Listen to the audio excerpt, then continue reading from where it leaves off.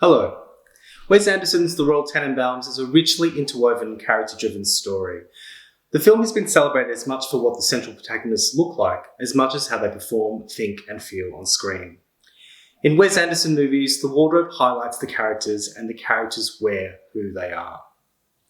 Costume designer Karen Patch, who also styled Team America World Police and the Sean Penn vehicle I'm Still Here, has successfully weaved a 60s and 70s aesthetic throughout the Royal Tenenbaums, creating some iconic looks that punctuate the visual language of the film.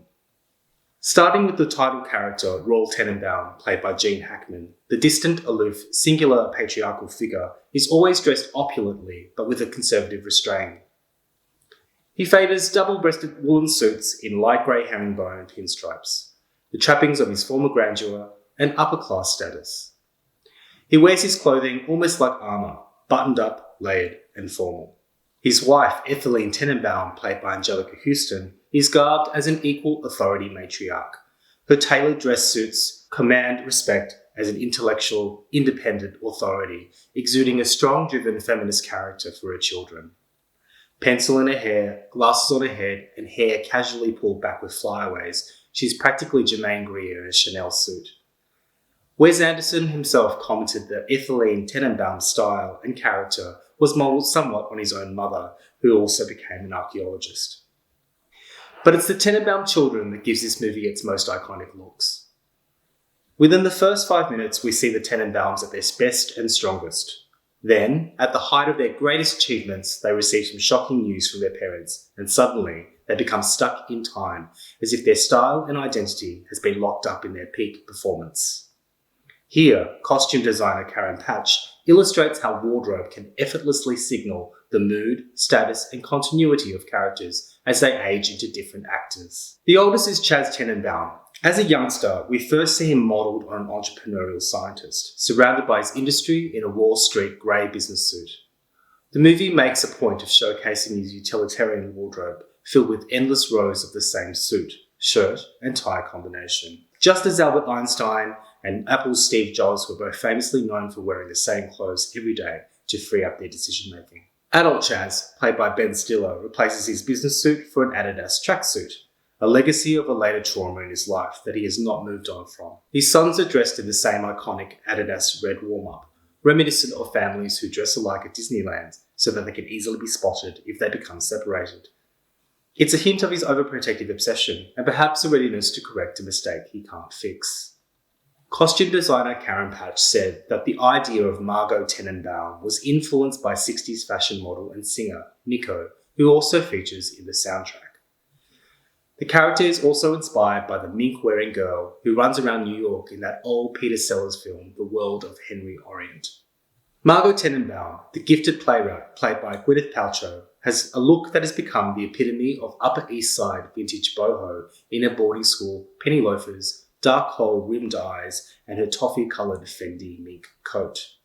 Her style is a mix of incongruities, with a €10,000 Hermes bag and her hair held together with a simple red beret. Somehow, she pulls it off. Her tennis dresses are by Lacoste, who at the time only printed solid colour, not stripes, and who subsequently custom-made these prints to costume designer Karen Patch's specifications. These tennis dresses are an obvious link to Richie Tenenbaum, who channels tennis great Bjorn Borg in his sweatband and filler tennis polo. Richie, played by Luke Wilson, masks his sadness in his beard and vintage V1A PX 3000 aviators and his traveller's camel suit, another signature article from Wes Anderson's filmography. Richie Tenenbaum's look made a resurgence during the mid-2010s, and it's now a really popular off-the-rack Halloween costume for young adult men. And it's no wonder Luke Wilson makes it look cool and steezy. Then there are the supporting characters. Eli Cash, played by Owen Wilson, is the honorary Tenenbaum that wasn't. He has a wardrobe befitting a character struggling to create his own narrative within a tribe of extraordinarily gifted peers. In fact, he seems to go to great lengths to hide his anti-genius by transforming himself into a Western caricature. His key look is a $3,000 goatskin leather fringed jacket, a Stetson hat, Gucci pants, and purple velvet slippers. His clothes speaks equally to his privilege and rejection of his Upper East Side New York origins so vividly. According to Wes Anderson, Riley Sinclair played by a fully bearded Bill Murray, is based on New York neurologist and naturalist Oliver Sacks. Think of a mid-century version of David Stratton.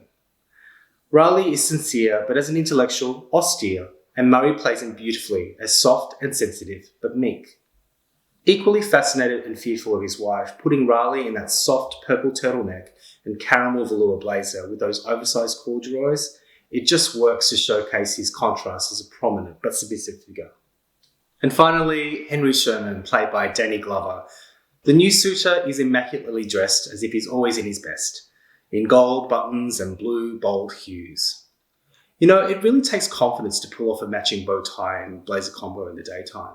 Sherman's colours are bright like a peacock, but his finery is muted and given a more eccentric edge with his bold gingham shirts, providing a sense of tradition, homeliness and trustworthiness that match the soft grey colouring of his hair. The symbolic use of colour is very noticeable in this movie. Sherman's colours punch through the mostly pastel colours of the movie, which looks like a deliberate decision to mark his character as an interloper. You'll notice that pink is a key colour for the Tenenbaums. It features in the Tenenbaum residence, it's the colour of their butler's pants, and Royal always chooses to show at least a bit of the signature colour in his outfits. It's interesting to see how colour is used to aid the storytelling. Watch how Etheline's wardrobe shifts from neutrals, pinks and blues as her narrative evolves. Well, I hope that's been of interest. If it's your first time or your 100th time seeing this delightful film, I'm sure it'll give you something new to look for and a new way to enjoy this masterpiece.